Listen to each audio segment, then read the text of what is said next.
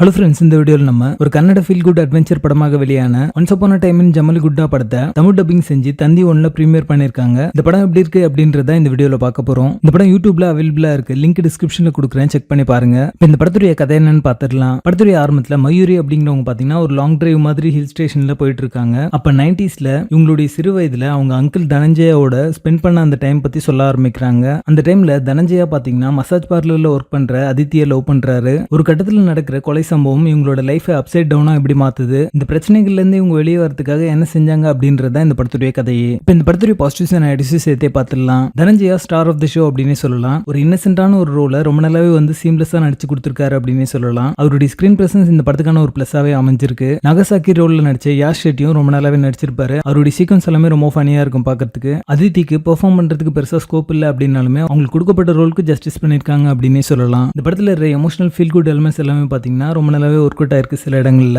Tamil dubbing நீட்டா லிப்சிங்கோட பண்ணிருக்காங்க. இந்த படம் டெக்னிக்கலி ஸ்ட்ராங்கான ஒரு படம் தான். கார்த்திகோட சினிமாட்டோகிராஃபி இந்த படத்துக்கான பிளஸாவே அமைஞ்சிருக்கு. மலைத்தொடர்களை அவர் கேப்சர் பண்ண விதம் பாத்தீங்கன்னா ரொம்ப பிளசண்டா இருக்கும் பார்க்கறதுக்கு. சாங்ஸ் பொறுத்த வரைக்கும் சில சாங்ஸ் பெட்டரா இருக்கும், சிலதெல்லாம் பாத்தீங்கன்னா ஒரு வேக தெரியாதான் அமைஞ்சிருக்கு. பிஜிஎம் இன்னும் கொஞ்சம் பெட்டரா பண்ணிருக்கலாம் அப்படின்ற மாதிரி தோணுச்சு. ஒரு கிரிப்பிங்கான ஸ்கிரீன் பிளே கொடுத்திருந்தாங்கன்னா இந்த படம் அடுத்த லெவலுக்கு போயிருக்கும். படத்துடைய ஃபர்ஸ்ட் ஹாஃப் ஒரு மைல்டு என்டர்டெயின்மெண்டா இருக்கும். செகண்ட் ஹாஃப் பாத்தீங்கன்னா உங்களோட பொறுமையை சோதிக்கிற மாதிரி அமைஞ்சிருக்கு. இந்த படத்துடைய ஸ்டோரி பிளாட் பாத்தீங்கன்னா புதுசு இல்ல. ஸ்கிரீன் பிளேயுமே பாத்தீங்கன்னா ஒரு கிளம்சியா தான் பண்ணிருக்காங்க. படத்துடைய பேசிங் ஆவரேஜா இருக்கும். ஒரு டைம் பாஸ் கேட்டகரியில எந்த எக்ஸ்பெக்டேஷனும் இல்லாம ஒரு லைட் என்டர்டெயின்மெண்டா இந்த படத்தை பாத்தீங்கன்னா ஒரு முறை பார்க்கலாம். படத்துல அடல்ட் கண்டென்ட் இருக்கு. இந்த படத்தை நீங்க ஃபேமிலியோட பார்க்காதீங்க. Once upon a time in Jamaligutta படத்துக்கு எங்களோட ரேட்டிங் 5 out of 10.